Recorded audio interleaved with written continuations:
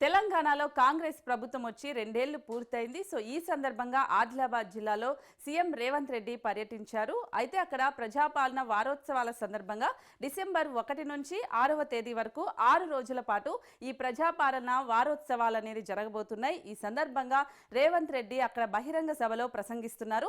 ఇప్పుడు లైవ్ ద్వారా చూద్దాం.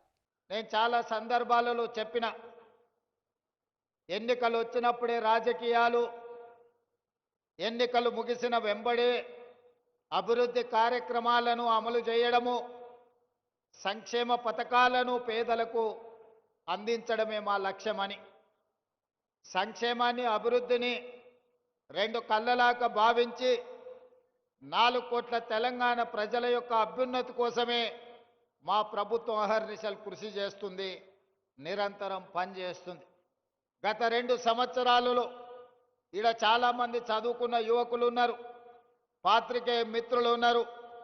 ఈ 2 సంవత్సరాలల్లా ఏ ఒక్క రోజైనా, ఒక గంట అయినా ఎప్పుడన్నా నేను సెలవు తీసుకున్నానా మీరు ఒక్కసారి ఆలోచన చెయ్యండి. చిన్న వయసులో అనుభవం తక్కువ ఉన్న, వివిధ హోదాలలో జిల్లా పరిషత్ మెంబర్గా, శాసన మండలి సభ్యుడిగా, శాసనసభ్యుడిగా, పార్లమెంట్ సభ్యుడిగా, పార్టీ అధ్యక్షుడిగా చిన్న వయసులోనే దేవుడు అన్ని అవకాశాలు ఇచ్చిండు. ఏ అవకాశం వచ్చినా దేవుడిచ్చిన గొప్ప అవకాశం ఈ తెలంగాణ ప్రజల కోసం పని చెయ్యాలి, వాళ్ళ చేత గౌరవం మర్యాద పొందాలి అన్న ఆలోచనతోటి నిరంతరం నేను శ్రమ చేస్తూనే ఉన్నా. కొన్నిసార్లు మనం కష్టపడ్డ ఫలితం రాదు, కొన్నిసార్లు మన శ్రమ కొంతైనా దేవుడి సంకల్పం ఉంటే అద్భుతమైన విజయాలు సాధిస్తాం. ఈ వేదిక మీద నాకంటే గొప్ప అనుభవం ఉన్నవాళ్ళు, పరిపాలన తెలిసిన వాళ్ళు, వయసులో పెద్దవాళ్ళు ఉన్నా చిన్న వయసులోనే నాకు ఈ అవకాశం వచ్చింది అనంటే దేవుడి సంకల్పము, తెలంగాణ ప్రజల ఆశీర్వాదము 100% ఉండబట్టే ఈనాడు ఏ ఒడిదుడుకులు లేకుండా, ఎలాంటి ఆటంకాలు లేకుండా తెలంగాణ రాష్ట్రానికి 2 సంవత్సరాలు ముఖ్యమంత్రిగా పని పూర్తి చేసుకొని ఈనాడు మీ ముందుకు వచ్చి నిలబడి అత్యంత వెనుకబడిన ఆదిలాబాదు జిల్లా అభివృద్ధి కోసం ఈరోజు అభివృద్ధి పథకాలను ప్రారంభించుకోవడమే కాకుండా సంక్షేమ పథకాలను అమలు చేసుకోవాలని ఈనాడు ఈ సభ ఏర్పాటు చేసుకున్నాం. అందుకే రాజకీయాలకు అతీతంగా మిత్రుడు పాయల శంకర్, గోడెం నగేష్ గారు భారతీయ జనతా పార్టీ అయి ఉండొచ్చు. వాళ్ళను తెలంగాణ ప్రజలు మమ్మల్ని అందరినీ ఏ విధంగా ఎన్నుకున్నారో వాళ్ళను కూడా ప్రజలు ఓటేసి గెలిపించిండ్రు. వాళ్ళందరిని కలుపుకొని అభివృద్ధి పదం వైపు నడపాలన్న ఆలోచనతోటి ఈనాడు వేదిక మీద వాళ్ళందరితో కూడా మాట్లాడించి వాళ్ళ ఈ ప్రాంత సమస్యల్ని ఏవైతే నా దృష్టికి తెస్తారో వాటిని పరిష్కరించాలన్న ఆలోచనతోటి ఈనాడు మన ప్రభుత్వం పనిచేస్తుంది. నేను ఒక్కటే మాట అడగదలుచుకున్నా, 4 కోట్ల తెలంగాణ ప్రజల్ని ఆలోచన చేయమని నేను విజ్ఞప్తి చేస్తున్నా. ఆనాడు 10 సంవత్సరాలు ఆ ప్రభుత్వం ఉన్నప్పుడు ఏనాడైనా ప్రతిపక్షాలకు సంబంధించిన ముఖ్యమంత్రి గారి కార్యక్రమాలలో పాల్గొననిచ్చిండ్రా? ఒకవేళ ప్రతిపక్షాలు ఎవరైనా పాల్గొన్నా మాట్లాడడానికి 1 నిమిషమైన అవకాశం ఇచ్చిండ్రా? మీరు ఆలోచన చెయ్యండి. ప్రజాస్వామ్య స్ఫూర్తికి విరుద్ధంగా ఆనాడు పరిపాలన జరిగింది. అలాంటి తప్పిదాలు మళ్ళీ జరగొద్దు. ప్రతిపక్షంలో మేము ఉన్నప్పుడు సచివాలయానికి వెళ్తే వందలాది మంది పోలీసులను పెట్టి తాళ్ళు పెట్టి కట్టేసి మీరు సచివాలయానికి రానే వద్దు, మిమ్మల్ని రానియమని నన్ను, సీతక్క లాంటి వాళ్ళను తీసుకెళ్లి పోలీసులు నిర్బంధించి మా ఇంటి గేటు దగ్గర పడేసిపోయినారు. ఇప్పుడు అలాంటి పరిస్థితులు లేవు, అలాంటి పరిస్థితులు రానివ్వద్దు. నేను నిన్న ఢిల్లీకి వెళ్ళిన, ప్రధానమంత్రిని కలిసిన, కేంద్ర మంత్రులను కలిసిన, మన తల్లి సోనియమ్మ ఆశీర్వాదం తీసుకొని ఇవాళ తెలంగాణ రాష్ట్రంలో సగర్వంగా నిలబడి నాది తెలంగాణ రాష్ట్రం అని గొప్పగా చెప్పుకుంటున్నామంటే ఆ తల్లి సోనియమ్మ ఆశీర్వదించి 60 సంవత్సరాల ఆకాంక్ష అయిన తెలంగాణ రాష్ట్రాన్ని సోనియమ్మ వల్ల మన కల సాకారమైంది. మరి ఇంత పెద్ద కార్యక్రమం పెట్టుకొని తెలంగాణ రైజింగ్ గ్లోబల్ సమ్మిట్ పెట్టుకొని ప్రపంచ దేశాలకు సంబంధించిన 100 దేశాల ప్రతినిధులకు ఈరోజు తెలంగాణ రాష్ట్రం ఆతిథ్యం ఇస్తున్నప్పుడు, ఇంత గొప్ప లక్ష్యాన్ని కార్యక్రమం పెట్టుకున్నప్పుడు ఆ తల్లి ఆశీర్వాదం తీసుకోవాలి కదా. కన్న తల్లితో సమానమైన సోనియమ్మ ఆశీర్వాదం తీసుకొని ఈనాడు ఉక్కు సంకల్పంతో ఏ ఆకాంక్షల కోసం, ఏ అభివృద్ధి కోసం, ఏ సంక్షేమం కోసం సోనియా గాంధీ గారు తెలంగాణ రాష్ట్రం ఇచ్చిండ్రో ఆ తెలంగాణ రాష్ట్రాన్ని అభివృద్ధి పదం వైపు నడపడానికి, ఆ లక్ష్యం వైపు సాగడానికి సోనియమ్మ ఆశీర్వాదం తీసుకొని మల్లికార్జున్ ఖర్గే గారు, రాహుల్ గాంధీ గారు, ప్రియాంక గాంధీ గారిని కలిసి మా రాష్ట్రానికి రండి అని, అదేవిధంగా పీయూష్ గోయల్, నిర్మలా సీతారామన్ గారి నుంచి మొదలు పెడితే పెద్దలు నరేంద్ర మోడీ ప్రధానమంత్రి వరకు అందరినీ కలిసి ఆహ్వానించడం. ఇవాళ తెలంగాణ రాష్ట్రంలో 4 కోట్ల తెలంగాణ ప్రజలు పండుగ జరుపుకుంటున్నారు. సంక్షేమం, అభివృద్ధిని ముందుకు తీసుకెళ్లాలనుకుంటున్నారు. మరి అవి తీసుకెళ్లాలనుకున్నప్పుడు రాష్ట్ర కేంద్ర ప్రభుత్వాలు సహకరించుకోవాలి కదా, సమన్వయం చేసుకోవాలి కదా. మనకు అవసరమైన మన ప్రణాళికలను ప్రధానమంత్రి గారి దృష్టికి తీసుకువెళ్ళాలి కదా. పాయల శంకర్ గారు ఎమ్మెల్యేగా నా దగ్గరకు వచ్చి వరంగల్ ఎయిర్పోర్ట్ కావాలి అని అంటే వరంగల్ ఎయిర్పోర్టే కాదు, ఆదిలాబాద్ ఎయిర్పోర్ట్ కూడా కట్టాలి అని పాయల శంకర్ నా దృష్టికి తీసుకొస్తే, నిజమే కదా, అత్యంత వెనుకబడిన ఆదిలాబాద్కు ఎయిర్పోర్ట్ ఇస్తే ఇక్కడికి పరిశ్రమలు వస్తాయి. తెలంగాణ రాష్ట్రానికే కాదు, పక్కనున్న మహారాష్ట్రకు సంబంధించిన వాళ్ళు కూడా ఇక్కడ టైగర్ రిజర్వ్ ఫారెస్ట్లు ఉన్నాయి. అభయారణ్యంలో పులులను చూడడానికి దేశం నలుమూలల నుంచి వేలాది మంది ఈ ప్రాంతానికి వస్తున్నారు. వాళ్ళు రావాలంటే కష్టమవుతున్నది. మనకి ఎయిర్పోర్ట్ ఉండాలి అని ఆలోచన చేసినాం. ఈరోజు మేము భూమి ఇస్తే రక్షణ శాఖకు సంబంధించిన రాజ్నాథ్ సింగ్ గారు సహకరిస్తామన్నారు. ఏవియేషన్ మినిస్టర్ రామ్మోహన్ నాయుడు గారు అనుమతులు ఇస్తామన్నారు. ప్రధానమంత్రి నరేంద్ర మోడీ గారు నిధులు ఇస్తామన్నారు. నేను కాంగ్రెస్ అయి ఉండొచ్చు, మా ప్రభుత్వం అయి ఉండొచ్చు, కానీ అభివృద్ధిలో కేంద్ర ప్రభుత్వం యొక్క సహకారం తీసుకొని ఆదిలాబాద్కి ఎయిర్పోర్టు తేవాలి అని నిన్న ఢిల్లీకి వెళ్ళి మోడీ గారితో మాట్లాడి ఈనాడు ఆదిలాబాద్లో ఈరోజు నేను ప్రకటిస్తున్నా, సంవత్సరం తిరిగే లోపల ఆదిలాబాద్లో ఎయిర్పోర్టు పనులను ప్రారంభించి ఎర్ర బస్సు రావడమే కష్టం అనుకున్న ఆదిలాబాద్లో ఎయిర్ బస్సును దించి ఇక్కడ అభివృద్ధికి పునాదులు వేసి ఇక్కడ పరిశ్రమలను తీసుకొచ్చే బాధ్యత మన ప్రభుత్వం తీసుకుంటుంది. ఇందిరమ్మ రాజ్యంలో ప్రజాపాలన చేస్తుంది అని నేను ఈ సందర్భంగా మీ అందరికీ తెలియజేస్తున్నా. మిత్రులారా, నేను పిసిసి అధ్యక్షుడిగా బాధ్యత తీసుకున్న తర్వాత 4-5 రోజుల్లోనే మొట్టమొదటి పర్యటనకు వచ్చింది ఆదిలాబాదు జిల్లా నిర్మల్ నియోజకవర్గానికి వచ్చిన నేను మొదటి కార్యక్రమాన్ని ఆదిలాబాద్ నుంచే ప్రారంభించిన. మొదటి బహిరంగ సభ దళిత గిరిజన దండోర కార్యక్రమాన్ని ఇంద్రవల్లిలో పెట్టి మిత్రులు ప్రేమ్ సాగర్ రావు గారు బాధ్యత తీసుకొని ఆనాడు పెద్ద ఎత్తున దళిత గిరిజన దండోర, దళితుల కోసం, గిరిజనుల కోసం, ఆదివాసీల హక్కుల కోసం పోరాటానికి, పౌరుషానికి మారు పేరైన కొమరం భీముడి స్ఫూర్తితో రామ్జీ గోండును ఆదర్శంగా తీసుకొని ఈ ఆదిలాబాదు గడ్డ మీద నుంచే ఆనాటి ప్రభుత్వం మీద పోరాటాన్ని ప్రకటించినాం. ఆ ఇంద్రవెల్లి స్ఫూర్తిగా 40 సంవత్సరాల పైగా ఆనాడు హక్కుల కోసం ఇంద్రవెల్లి ఆదివాసీలు పోరాటం చేసి ఎంతో మంది నేల కొరిగినరు. వాళ్ళందరినీ, వాళ్ళ కుటుంబాలను గుర్తిస్తాం, ఆదుకుంటామని చెప్పి అదేవిధంగా ఇంద్రవెల్లి అమరవీరుల స్తూపాన్ని పర్యాటక కేంద్రంగా ప్రకటిస్తామని ఆనాడు ప్రకటించడం జరిగింది. ప్రభుత్వం వచ్చిన తర్వాత మొదటి సంతకం ఇంద్రవెల్లి అమరుల స్తూపాన్ని పర్యాటక కేంద్రంగా ప్రకటించడమే కాకుండా ఆ కుటుంబాలకు ఇందిరమ్మ ఇండ్లు కట్టుకోవడానికి, నష్ట పరిహారం ఇవ్వడానికి ఆనాటి అమరులను మన ప్రభుత్వం ఆదుకున్నది. అదే కాకుండా ఆనాడు ప్రేమ్ సాగర్ రావు గారు అన్నారు, మీ పాలమూరు జిల్లాను ఎట్లయితే అభివృద్ధి చేసుకుంటావో మా ఆదిలాబాదును కూడా మీరు దత్తత తీసుకోవాలి, ఆదిలాబాదును అభివృద్ధి చేయాలని మిత్రులు ఆనాడు చెప్పడం జరిగింది. నేను ఈరోజు ఈ వేదిక మీద నుంచి స్పష్టంగా ఆదిలాబాదు బిడ్డలకే కాదు 4 కోట్ల తెలంగాణ ప్రజలకు నేను చెప్పదలుచుకున్నా, 100% అత్యంత వెనుకబడిన ఆదిలాబాదు జిల్లాను అభివృద్ధి చేసే బాధ్యత రాష్ట్ర ముఖ్యమంత్రిగా నేను తీసుకుంటా.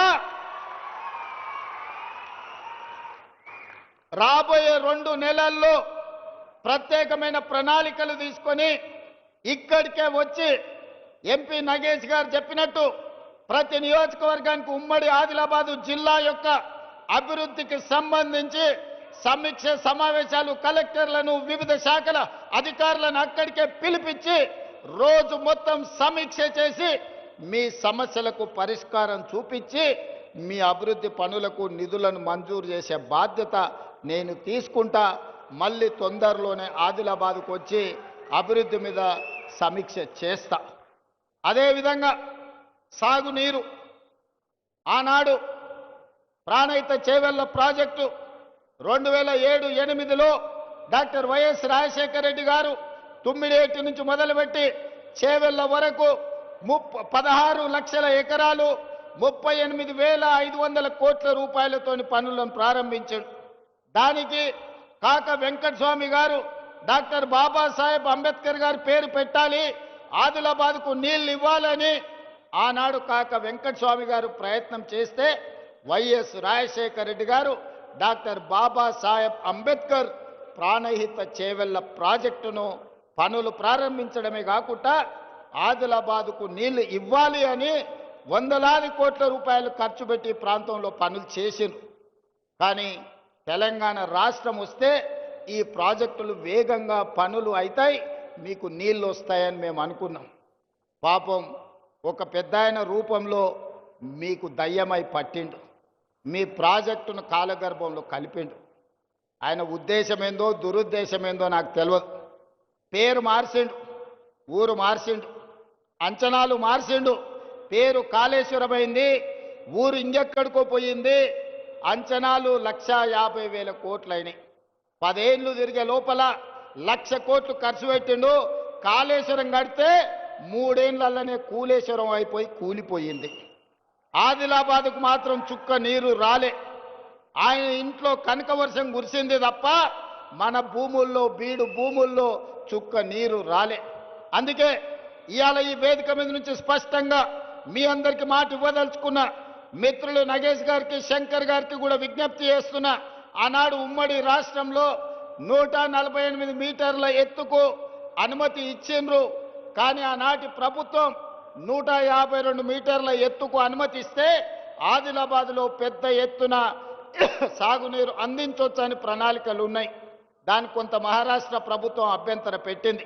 ఆ తర్వాతి కాలంలో 150 మీటర్లకు అనుమతి ఇవ్వడానికి సూత్రప్రాయంగా మహారాష్ట్ర ప్రభుత్వం ఒప్పుకున్నది. కానీ తెలంగాణ ప్రభుత్వమే ఆనాడు పెడచెవిన పెట్టింది. తుమ్మిడేటి దగ్గర ఉండాల్సిన ప్రాజెక్టు తరలిపోయి చిన్న కాళేశ్వరం, మేడిగడ్డ, అన్నారం, సుందిళ్ల పేరు మీద ఎక్కడికో కిందికి తరలిపోయింది. కరీంనగర్ జిల్లాలో నిర్మాణం జరిగింది. అదైనా మంచిగా జరిగిందా అంటే 1,00,000 కోట్లు ఈరోజు గోదావరి పాలైపోయినాయి, గోదావరిలో కొట్టుకపోయినాయి. పాపం ఊరికే పోదు అన్నట్టు ఈరోజు ఎన్ని బాధలు పడుతుర్రో సూరు. సొమ్ము వచ్చిన తర్వాత సొంత పిల్లలే కత్తులతో పొడుచుకుంటుర్రు. ఎప్పుడైనా అక్రమ సంపాదన, అన్యాయపు సొమ్ము వస్తే కుటుంబంలో కూడా ప్రశాంతత ఉండదు. ఇవాళ కండ్లతో చూస్తున్నాం.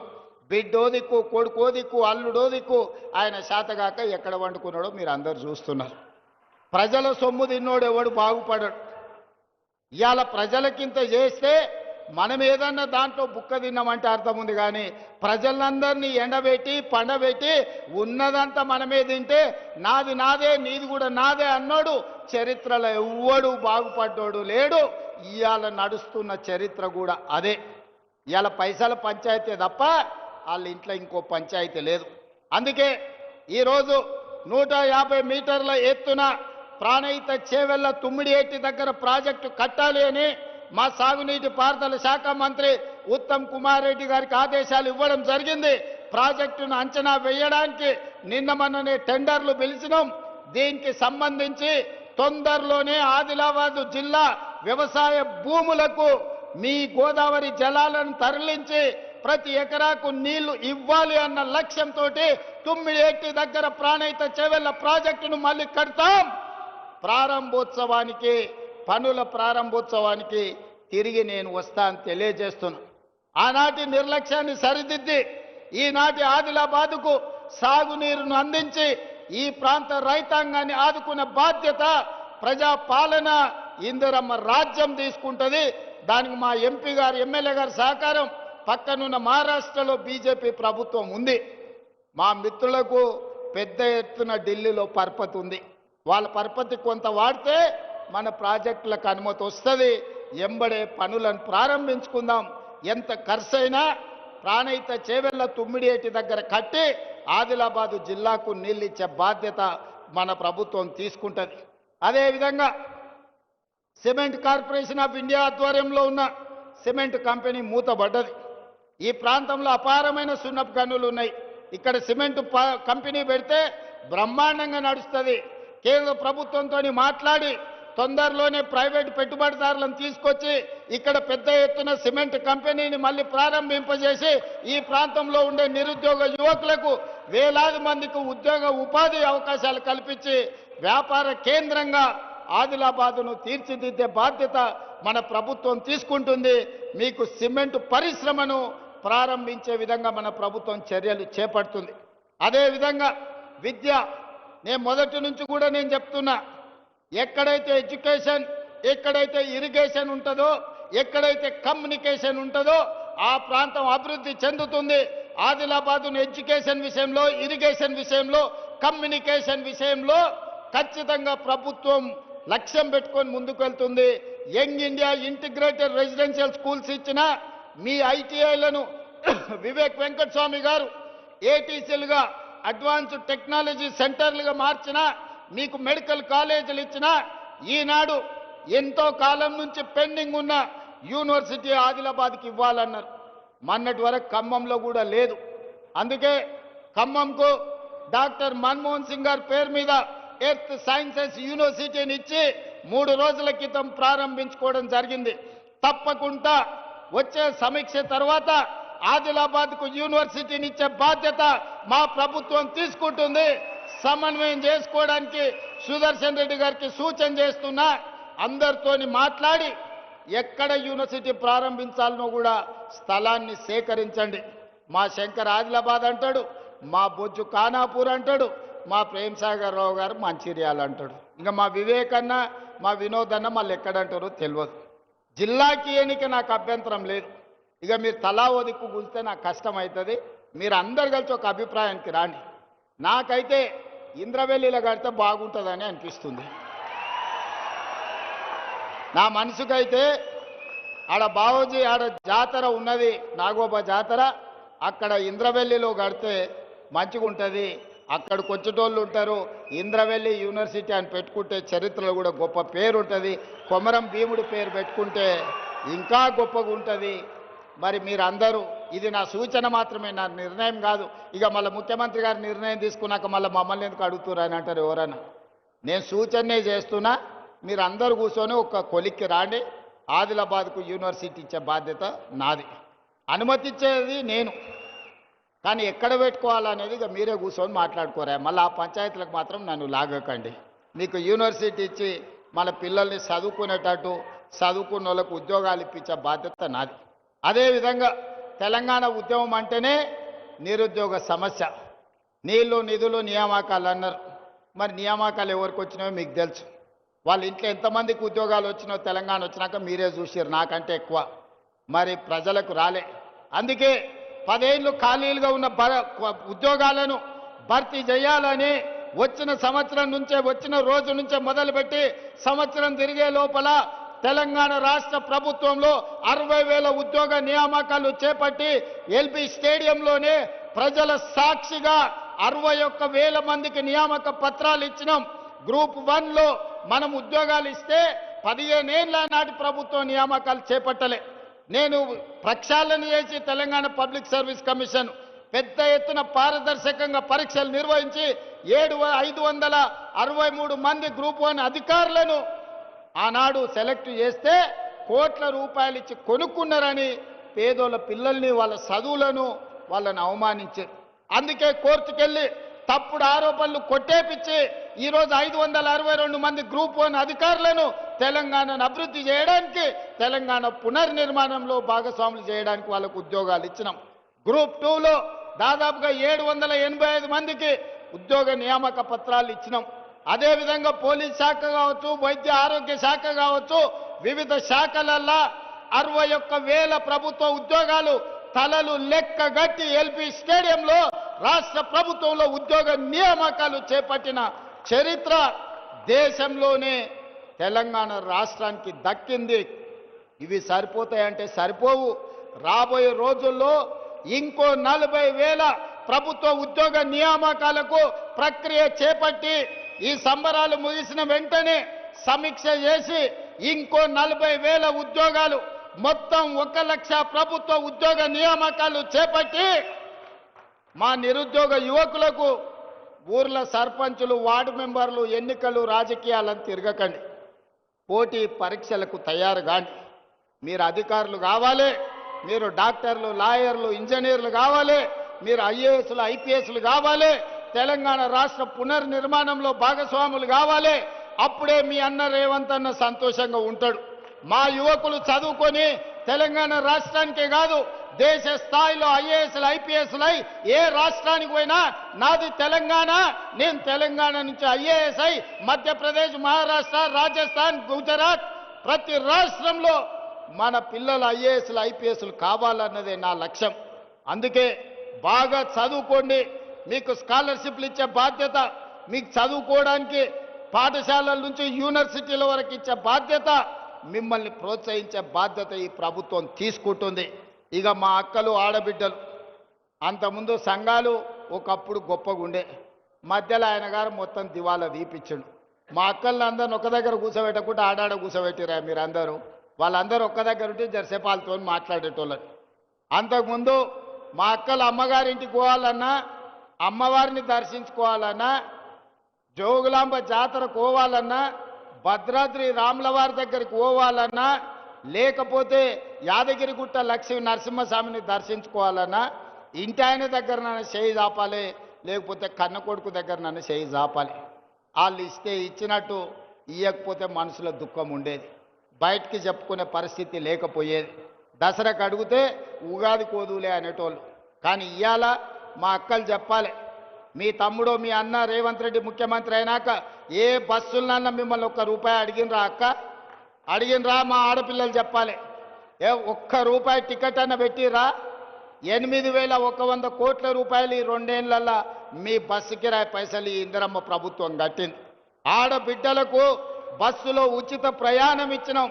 బస్సులో ఉచిత ప్రయాణమే కాదు, 1000 బస్సులకు మా అక్కలు అడిచేయుతుంది, 1000 బస్సులకు మా ఆడబిడ్డలను యజమానులను చేసినాం. అదేవిధంగా సోలార్ పవర్ ప్రాజెక్టులు ఇచ్చినాం. ఇవాళ పెట్రోల్ బంకు కోసం ఇవాళ వాళ్ళకు జగా ఇచ్చినాం. సంఘాలు పెట్రోల్ బంకులు నడుపుతున్నాయి, సంఘాలు విద్యుత్ ఉత్పత్తి చేస్తున్నాయి, సంఘాలు ఆర్టీసీ బస్సులు నడుపుతున్నాయి. సంఘాలు చెయ్యని లాభసాటి వ్యాపారమే లేదు. ఈరోజు 65 లక్షల మంది ఆడబిడ్డలకు ఈరోజు ఇందిరమ్మ చీరలు ఇచ్చినాం. పండుగ పూట నాడు చీర సారె పెట్టేది తెలంగాణ సాంప్రదాయం. ఆ సాంప్రదాయాన్ని పాటించి తెలంగాణ గ్రామీణ ప్రాంతాలలో 65 లక్షల చీరలు ఇచ్చినాం. చీరలు మనం 1 కోటి ఆర్డర్ ఇస్తే ఇప్పటికి 65 లక్షలే వచ్చినాయి. అందుకే గ్రామీణ ప్రాంతాలలో ఇవ్వండి. మళ్ళీ ఎండాకాలం మార్చిలో మున్సిపాలిటీలలో మిగతా 35 లక్షలు.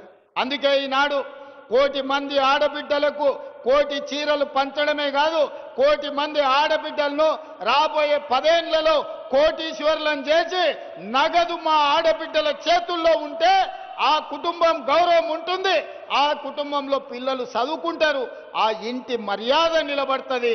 అందుకే ఆడబిడ్డల్ని కోటీశ్వరులను చేసే బాధ్యత మా ప్రభుత్వం తీసుకున్నది. ఆడబిడ్డలు ఆశీర్వదించారు కాబట్టే ఈరోజు రాష్ట్రం సుభిక్షంగా ఉంది. వానలు అవసరం, అడిగిన దానికంటే ఎక్కువ వర్ణదేవుడు మనకు నీళ్ళు ఇచ్చాడు. 2 ఏళ్లలో ఎప్పుడైనా వర్షం ఇంతగానం చూసిర్రా?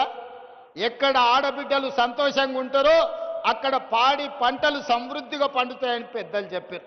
ఇవాళ తెలంగాణ రాష్ట్రంలో ఆడబిడ్డలు సంతోషంగా ఉన్నారు కాబట్టి మన రాష్ట్రంలో వర్షాలు సమృద్ధిగా ఉండి ఈరోజు పంటలు పండుతున్నాయి.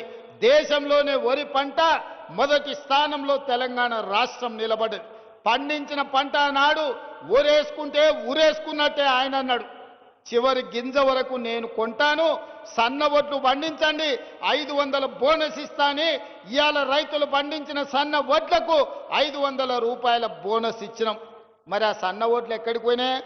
దొడ్డు బియ్యంతో తినలేక పశువులకు దాన పెడుతుంటే ఇవాళ సన్న బియ్యం ఇస్తే మా అక్కలు, మా చెల్లెళ్ళు, మా అమ్మలు కన్న పిల్లలకు బుక్కెడు బువ్వ ఈరోజు సన్న బియ్యంతో తినిపించుకుంటున్నారంటే రైతులు పండించిన సన్న వడ్లు బియ్యంగా మార్చి పేదోళ్ళకు పంచినాం. 3,10,00,000 మంది ఇవాళ తెలంగాణ రాష్ట్ర ప్రభుత్వం అందిస్తున్న సన్న బియ్యం అందుకుంటున్నారు. 3,10,00,000 మంది ఇవాళ ప్రభుత్వం అందించే సన్న బియ్యంతో బువ్వ తింటున్నారు. ఇంతకంటే సంతోషం ఏమన్నా ఉంటుందా? మీరు ఒక్కసారి ఆలోచన చెయ్యండి. అందుకే ఇవాళ మా ఆడబిడ్డలను అన్ని రకాలుగా గౌరవించాలి, అన్ని రకాలుగా అవకాశాలు ఇవ్వాలి, ఆడబిడ్డల్ని సంతోషంగా ఉంచాలి, మా నిరుద్యోగ యువకులకు ఉద్యోగాలు ఇవ్వాలి, మా రైతులు పండించిన పంటకు గిట్టుబాటు ధర ఇవ్వాలి, ప్రతి పంట ప్రతి గింజ కొనాలి అని ఇంతకుముందే మా శంకర్ చెప్పిండు. సోయాబీన్ కొనాలి, జొన్నలు కొనాలి, మిగతావి కూడా కొనాలి అని. తప్పకుండా వాటికి సంబంధించి ఆలోచన చేస్తాం. ఇంకా మావాడు నకల్ చిట్టీలు అందిస్తూనే ఉన్నారు రా నాయన, ఇదో పెద్ద కష్టమే ఉన్నది. చూస్తా, ఈ అన్నిటినీ తప్పకుండా పరిశీలిస్తాం. ఈ కొరాట చెనాక ప్రాజెక్టు గురించి కూడా ఇప్పుడు ఎలక్షన్ కోడ్ ఉండి ఇయ్యలే, చిన్న చిన్న పనులు పెండింగ్ ఉన్నాయి. తప్పకుండా తొందరలోనే ఆ ప్రాజెక్టు పనులు పూర్తి చేసి ప్రారంభించుకొని జాతికి అంకితం చేస్తాం. వీకర్ సెక్షన్స్కు సంబంధించిన కాలనీ గురించి చెప్తా ఉన్నాడు. అదేందో కలెక్టర్ గారికి వేదిక మీద నుంచి ఆదేశాలు ఇస్తున్నా. ఇన్ఛార్జ్ మంత్రి గారు సమీక్ష చేసి ఈ విషయాన్ని కూడా నా దగ్గరికి తీసుకురా అన్నాడు. జర్నలిస్టు మిత్రుల గురించి కూడా మా ఎమ్మెల్యే గారు చెప్తున్నారు. దాన్ని కూడా ఏం సంగతో ఒక్కసారి మీరు చూడండి. అందుకే ఇవాళ మీరందరూ పెద్ద ఎత్తున వచ్చి ఈ ప్రభుత్వాన్ని ఆశీర్వదించరు. చివరగా ఒక్క మాట చెప్పదలుచుకున్నా. సర్పంచ్ ఎన్నికలు జరుగుతున్నాయి గ్రామాలలో. నోరు మంచిదైతే ఊరు మంచిది అంటారు. నోరు మంచిది, మంత్రులతోని కలిసి పనిచేసేటోళ్ళని సర్పంచులుగా చేసుకోరు. ఊర్లలో వాళ్ళ వీళ్ళకి పంచాయతీలు పెట్టుకొని పెట్టేటోళ్లను, జుట్లు ముడేసి తాకులాట పెట్టేటోళ్లను మీరు సర్పంచులుగా ఎన్నుకుంటారంటే ఊరు ఆగమవుతుంది, ఊరు అభివృద్ధి ఆగిపోతుంది. అందుకే వీడికొచ్చిన మిత్రులందరికీ, వేదిక మీద ఉన్న పెద్దలందరికీ పంచాయతీలు తగ్గించండి, ఏకగ్రీవంగా వీలైతే ప్రజలందరిని ఒప్పించి చేసుకోండి. ఎన్నికలల్లో అడ్డగోలుగా ఖర్చు పెట్టకండి. ఎందుకంటే మళ్ళీ మీకు మీరు పెట్టిన ఖర్చు అంతా కూడా ఆదాయం రాదు. ఈరోజు నిధులు ఇస్తాం, గ్రామాలను అభివృద్ధి చేసుకోండి. గ్రామాలను అభివృద్ధి చేసుకోవాలంటే సమన్వయం చేసుకొని ముందుకు వెళ్ళాలి. ఎట్లయితే ఈరోజు మేము కేంద్ర ప్రభుత్వం పెద్దల దగ్గరికి వెళ్ళి కూర్చొని మాట్లాడి తెచ్చుకుంటున్నామో, సర్పంచులు కూడా మంత్రుల దగ్గరకు పోయి కూర్చొని మీ గ్రామాల అభివృద్ధి కోసం నిధులు తెచ్చుకునేటోళ్ళని పెట్టండి. లేకుండా రోజు పంచాయతీ పెట్టేటోని పెడితే ఇక అది లేనిపోని తలకాయ నొప్పి అవుతుంది, ఆదిలాబాద్ అభివృద్ధి ఆగిపోతుంది. అందుకే మా అక్కలకు, మా చెల్లెళ్లకు, మా రైతులకు అందరికి ఒకటే విజ్ఞప్తి. సర్పంచ్ ఎన్నికలల్లా మంచోని ఎందుకోండి. ఒకవేళ బుద్ధిమంతుడని మీరు సర్దిగాడితే వాడు పోయి బొడ్రాయి కాడ కూర్చొని భోజనం చేసి మళ్ళొచ్చి ఇంకేం పెడతావు అని అడిగిందంటే నిండా మునుగుతారు. మంచోన్ని చేర్చుకోరి సర్పంచులుగా. నిధులు ఇచ్చే బాధ్యత నాది, అభివృద్ధి చేసే బాధ్యత నాది, మిమ్మల్ని ఆదుకునే బాధ్యత ఈ ప్రభుత్వాన్ని. మీరందరూ మంచి సర్పంచులను ఎన్నుకోండి, మంచిగా ఆదిలాబాదును అభివృద్ధి చేసుకోండి. మీ సాగునీటి ప్రాజెక్టులు కానీ, మీ విద్యాలయాలు కానీ, మీ పరిశ్రమలు కానీ, మీ ఎయిర్పోర్టు కానీ, ఈ ప్రాంతానికి సంబంధించిన అన్ని పనుల మీద ప్రత్యేకమైన దృష్టి పెడతా, సమన్వయం చేసుకుంటా.